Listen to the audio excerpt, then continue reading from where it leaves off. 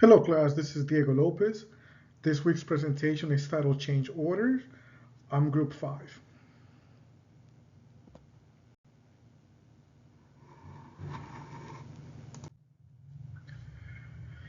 Introduction. The project for this week is a $40 million condominium complex. It's owned by a developer with no experience and zero relationship with either the architect or the general contractor of the project. The services of the architect were established or were terminated after the building permits were issued. The general contractor obtained the contract by a competitive bid.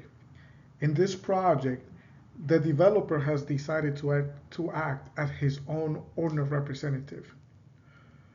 Due to speculations regarding the real estate market by the developer's realtor, the general contractor was constantly under pressure to finish the project as soon as possible. So far, nothing out of the ordinary, until a significant number of discrepancies regarding the documentation and the site conditions has forced the contractor to initiate change orders. The contractor provided the developer with notices and proceeded with the corrections. No estimations were made by the contractor before making the corrections, but time, materials, and cost is being tracked to provide the developer with a detail of the actual cost at the end of the project.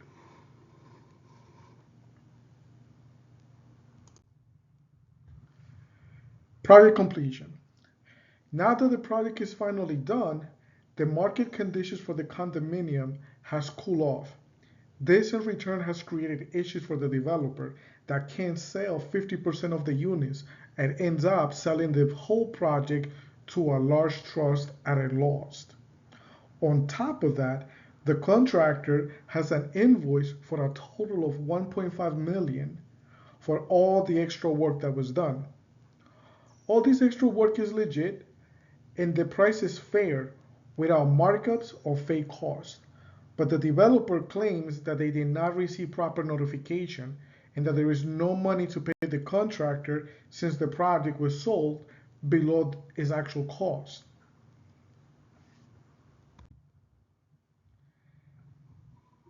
Claims and mistakes. The two key players in this project, the developer and the general contractor, made several mistakes. But in my opinion, the greatest responsible for most of the errors was the developers.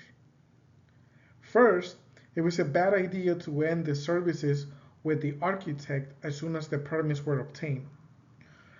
Solutions to resolve the issues with the documentation and the site conditions could have been resolved early in the process. And finally, acting as the owner representative without having experience or a strong relationship with the general contractor and the architect left the owner open and vulnerable. Now, from the general contractor's perspective, the biggest mistake was not obtaining a signature for the change order. I believe they were professional and did the best they could under the pressure that they were in. The developer, in my opinion, has no claim against his realtor. The realtors don't control the real estate market. And the architect was terminated early in the process. So I don't think the developer has any type of claims against either one of them. And finally, the general contractor did everything by the book except getting a signature for the change orders. However, they presented the correction notices to the owner, and I think they basically agree by allowing them to proceed with the work. I strongly believe that the general contractor can obtain compensation for the extra work. Enough documentation was provided to the owner and it was clear that the work was done. I think an attorney should be hired immediately. The amount of money at play is worth the cost. In conclusion, the developer's lack of experience, poor planning, absence of proper procedures for handling change orders, and miscommunication set this project for failure from the very beginning. That is my conclusion. I thank you guys.